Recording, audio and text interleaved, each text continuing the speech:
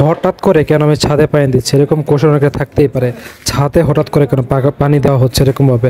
তো বিস্তারিত দেখতে হলে ভিডিওটি সম্পূর্ণ দেখুন। ছাদে পানি দেওয়ার অবশ্যই কারণ রয়েছে, যেটা আপনাদের জানা প্রয়োজন সবার, একান্তই গরমের সিজনে। মাত্র 10 টাকায় গরম থেকে পরিত্রাণ কিভাবে সম্ভব? আপনি 10 টাকা কারেন্ট খরচ করতে পারেন, তাহলে রাত্রে শান্তিতে ঘুমাতে পারবেন কিভাবে? সেই প্রসেসটা আমি আসলে দেখিয়ে দিচ্ছি আপনাদেরকে। আমি সেই প্রসেসটা কাজে লাগিয়েছি। যে ছাদটি রয়েছে, যাতে বাড়িতে ছাদ আছে বিশেষ করে, সেই ছাদে যদি আপনাদের টাঙ্কি থাকে, ছাদের চারপাশে যে পানি নামার জন্য যে লাইনটি থাকে, সেই লাইন সবগুলো বন্ধ করে দিবেন। বন্ধ করে ছাদের সম্পূর্ণ পানি দিয়ে ভরে দিবেন। যদি আপনি এই কাজটি করতে পারেন, তাহলে কিন্তু আপনার ঘরে গরম লাগবে না। কিভাবে? সাইড বন্ধ করে দিয়ে জাস্ট এখানে পানি দিয়ে দিবেন, বিকাল টাইমটা পানি দিয়ে দিবেন, সারা রাত শান্তিতে ঘুমাতে পারবেন। এবং সকাল টাইমের প্রয়োজনে পানিটা আবার ছেড়ে দিবেন, বিকালে আবার বড় করবেন। প্রতিদিন একটু কষ্ট করতে হবে, কষ্ট করলেও রাত্রে রিল্যাক্সে শান্তিপূর্ণ একটু ঘুমাতে পারবেন, অন্তত পরিবারের সাথে ভালো থাকতে পারবেন। আমার ছেলেটা 2-3 যাওয়ার প্রচুর গরমে কাতরাচ্ছিল। তো হয়তো অনেকে এসি কেনার সমর্থন হয়, এসি অনেকে কিনতে পারছে না। তো এসিটা আসলে সমাধান নয়। তো প্রকৃতির সমাধান, যদি সমাধান চান, তাহলে এই কাজটাই করতে হবে। এই কাজটা যদি করেন ন্যাচারাল নিয়ম, আমি দেখাই আপনাদেরকে। ন্যাচারাল নিয়মে কিন্তু দেখেন, আমি 4 সাইডে যে ইয়াগুলো আছে, যে পানি পড়া জায়গাগুলো সবগুলো বন্ধ করে দিয়েছি।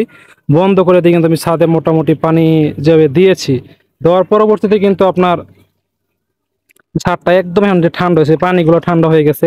প্রচুর গরম উঠতেছিল ছাদ থেকে, এখন একদম ঠান্ডা হয়ে যাওয়ার কারণে ছাদের যে আপনার গরম ভাবটা, ব্যবসা ভাবটা ছিল, ভাবটা কিন্তু বের হয়ে গেছে।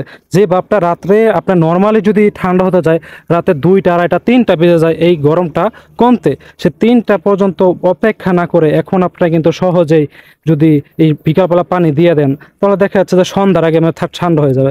তার মানে রাত্রে একটা খুব সুন্দর একটা ঘুম দিতে পারবেন, সুন্দর একটা রাত কাটবে। তো এই বুদ্ধিটি আপনারা চাইলে অ্যাপ্লাই করতে পারেন। যদি করেন তাহলে আশা করি আপনাদের সমস্যার একটা সমাধান হবে। কারণ এই গরমে এসি কেনার সামর্থ্য সবার থাকে না, বা এসি কোনো সমস্যার সমাধান বলে আমি মনে করি না। ছাদে টুকটাক কেউ যদি বাগান করতে পারেন, দেখেন এখানে কিন্তু টুকটাক কিছু লাগানো আছে আমাদের, বেগুন গাছ, তারপর মরিচ গাছ, টুকটাক যেটুকু সম্ভব ছিল আর কি। হয়তো সময় স্বল্পতার জন্য করা যায় না।